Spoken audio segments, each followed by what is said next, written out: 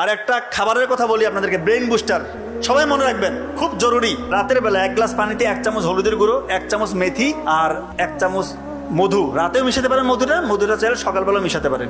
এই যে ভিজিয়ে রেখে সকালবেলা পান করলেন, মধুর মধ্যে রয়েছে গ্লুকোজ এবং ফ্রুক্টোজ, ইনস্ট্যান্ট আপনাকে ব্রেইনের মধ্যে এনার্জি দিবে। এবং এটা এমন একটা অ্যান্টিঅক্সিডেন্ট যার মধ্যে রয়েছে ফ্লাভোনয়েড এবং ফেনোলিক অ্যাসিড, যেটা কিনা আমাদের ব্রেইনটাকে সে প্রতিনিয়ত শক্তি জায়গায়, ব্রেইনের যে নার্ভগুলো আছে তার ইন্ডাকশন পাওয়ার বাড়ায়। কথা কি বুঝতে পারতেছেন? ব্রেইনের কর্মক্ষমতা বাড়বে।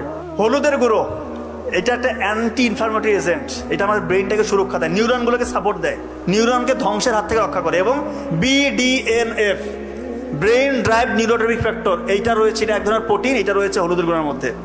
এইটা যখন বেশি বেশি তৈরি হবে আপনার শরীরের মধ্যে, তখন নতুন নতুন নিউরন তৈরি হবে, আপনার ব্রেইনের কর্মক্ষমতা অটোমেটিক বাড়বে ইনশাআল্লাহ। এবং মেথি, এটা দীর্ঘ সময় ধরে ধীরে ধীরে যতটুকু আপনার প্রয়োজন ততটুকু করে গ্লুকোজ আপনার ব্রেইনে সাপ্লাই দিবে। তার মানে এইটা যদি একসাথে আপনি খান, আপনার ব্রেইনের ক্ষমতা অন্যদের থেকে বহুগুণে ইনশাআল্লাহ বেড়ে যাবে। প্রতিদিন সকালে এটা খাওয়ার চেষ্টা করবেন, রাতে ভিজিয়ে রেখে সকালে খাবেন।